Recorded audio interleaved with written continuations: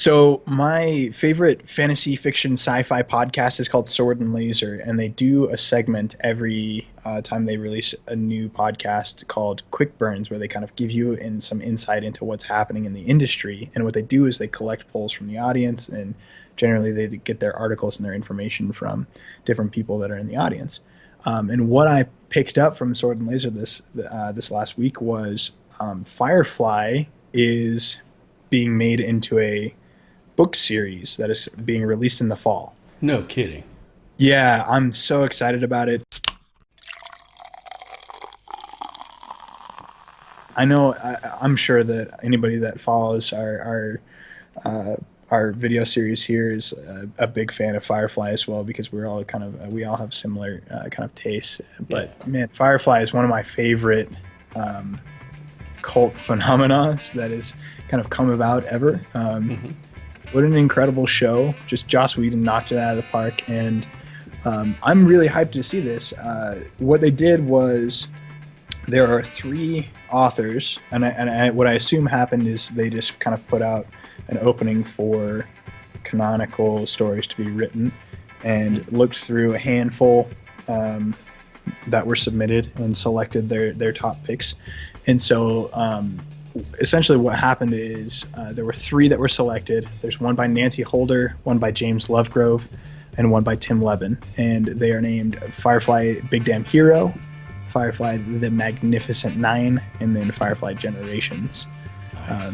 And so I guess I can go into what they're saying is the description for each of those, but I just love the idea that the intellectual property is being continued in a format that most people that are a fan of the series will find pretty familiar.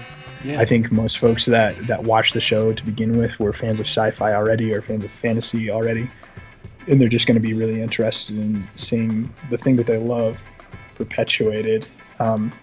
The thing that I think stands out about this is that Joss Whedon isn't helping write, because they're giving that opportunity to independent authors. But he is a consulting editor on the project, so he does have the end-all say as to whether or not these books are within the canon, are approved by the mastermind behind the original series. Right. My first initial thought was like, how involved would Joss Whedon be in the writing of the books? Because all the characters have that certain Joss Whedon voice. And I wonder if he'll not maybe stick his nose where it doesn't belong, but maybe kind of offer some notes on. Well, first of all, are the books based around the original cast? Is it like Mal and Jane and all those guys, or is it like a different? It is. So I wonder if he'll be like, this is what Mal would say in this situation, or maybe Jane would maybe not ghostwrite the books, but maybe offer notes if he's going to be sort of like an editor. But no, man, I'm really glad to hear that franchise is still alive and kicking, and they found a new way to bring more material to fans. That's awesome.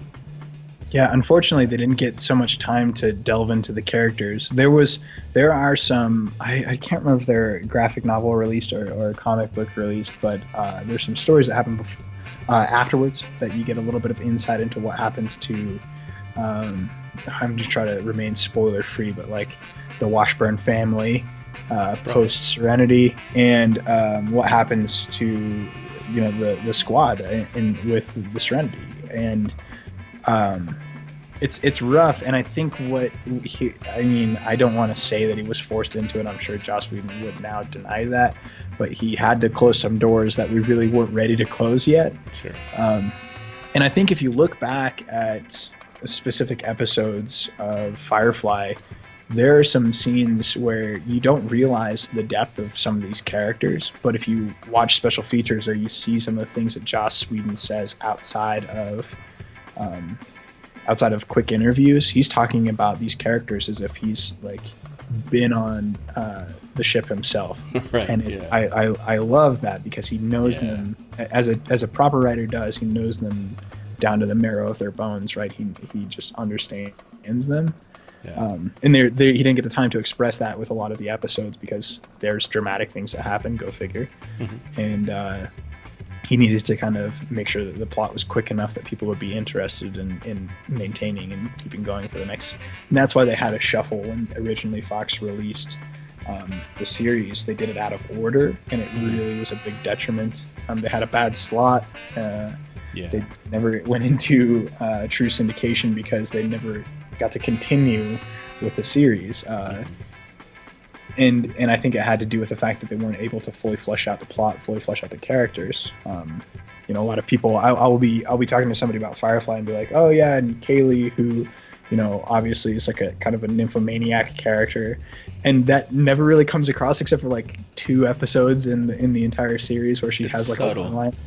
Yeah, or like how Simon is a little bit like more aggressive in specific episodes because of his motivation to protect his sister, and like there are very specific like deep storylines that you don't get into just because they didn't have the time to delve into them. And so I'm really excited about not only the continuation of the story, but the fact that we still get these same characters. So I'll read really quickly the descriptions because they're very brief for these 3 books. So Big Damn Hero is the synopsis is Captain Malcolm Reynolds finds himself in a dangerous situation after being kidnapped by a bunch of embittered veteran browncoats, which is a really interesting concept for a plot considering how much love for browncoats true fans of Firefly have. Well, wasn't Mal a browncoat?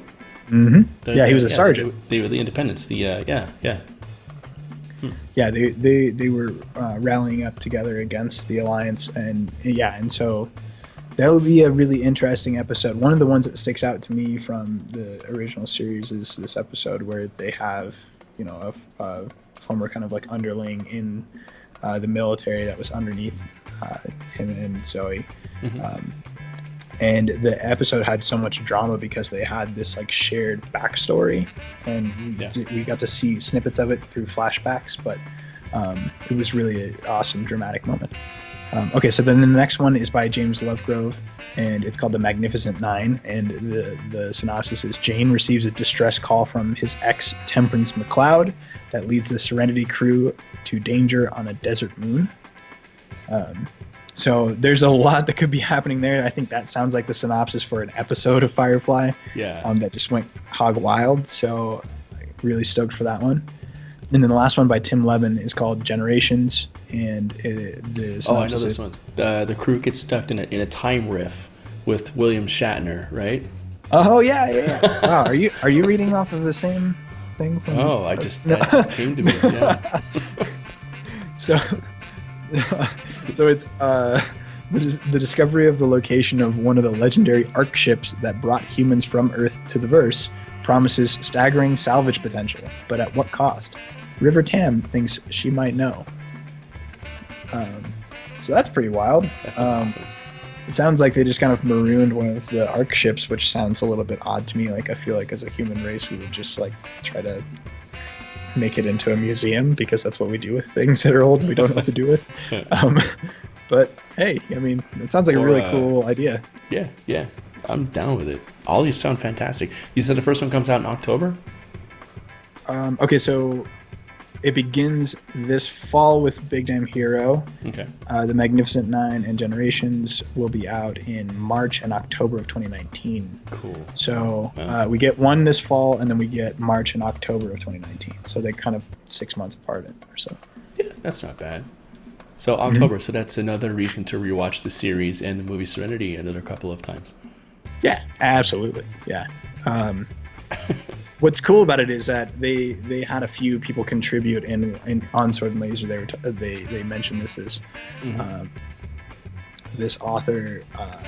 It was called My Own Kind of Freedom by Stephen Brust. I'm going to say his name incorrectly. So he wrote it on spec, but he submitted it. It was rejected, which tends to happen over and over and over again in the publishing industry. But because it was rejected, he had released it as an ebook for the public, and it's kind of now a fully fledged story in fan fiction. And you can find it at dreamcafe.com/firefly. So check that out if you're interested. Right on. Yeah. Cool. Super cool. It's going to be awesome. Yeah, man. More Firefly, even if it's like books. Anything to do with those characters and going back to that universe again, I am totally down with. So very cool stuff. I don't think they'll do this, and I've only seen it a few times where actors will get involved in audiobook narration. It would be so. Fillion would be down with that, man. Oh yeah. The idea that the actors would contribute to that would be fantastic. I mean, Andy Weir came in and wrote Martian, which people loved, and then he wrote Artemis, which was his follow-up novel, completely different storyline, completely different world, and it was a really fun, entertaining book narrated by Rosario Dawson. Nice. And she was great. She was fantastic. And go figure, actresses are great at narrating audiobooks. I think Firefly is no exception. Why not get the actual actors to come back and contribute to that? Yeah, maybe not necessarily do like a table reading, but maybe just get one actor to just come in. Like I think Fillion would be fantastic for both playing Mal again via audiobook and also just do the narration on top of that. Yeah. Really Mal. Cool. Alan Tudyk would be great. I mean, yeah, he's busy these days, but yeah, Tudyk would be fantastic. Yeah. Cool, man. Yeah, I'm psyched for that. I can't wait. Yeah. Right on. If you're excited too, let us know down in the comments if you're excited about Firefly. And if you hate Firefly, don't post a comment because I will delete it. Yeah. And you'll be put on our shun list, which you will be great after you comment. You will be the start of the shun list. Yeah. I mean, if you really want the notoriety of being the first person on the second draft shun list, you could do it, but... I might have to comment something. Yeah. All right. October. Do the thing. Let's wrap this up.